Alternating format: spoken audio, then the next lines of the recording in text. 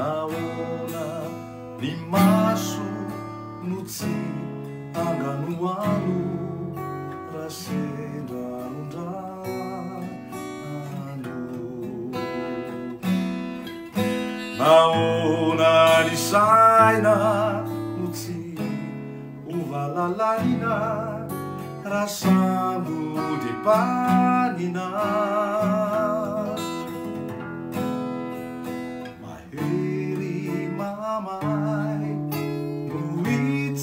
Pananay rito puranay.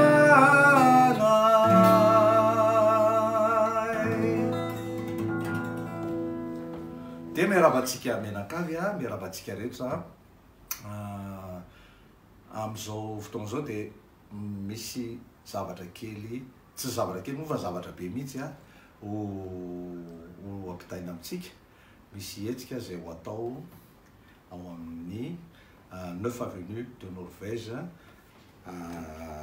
le village ny anaran'ilay toerana any amin'ny 91 any 11140 any Villebon sur Yvette.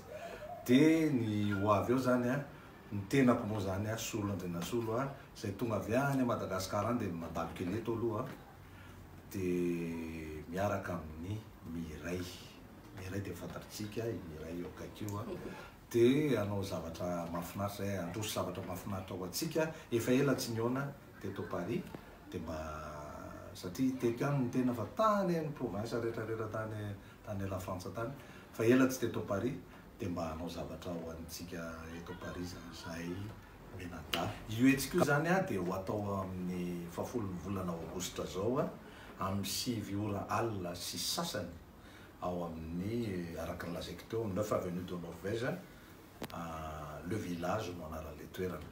Dia manasa antsika rehetra satria ny toerana efa vitsivitsy any sisa dia tongava maro ireo olona fa tsy ho diso fanantenana miaraka amin'ny Miray sy ny tenako sy ny teny zava-maneno miaraka aminay zany.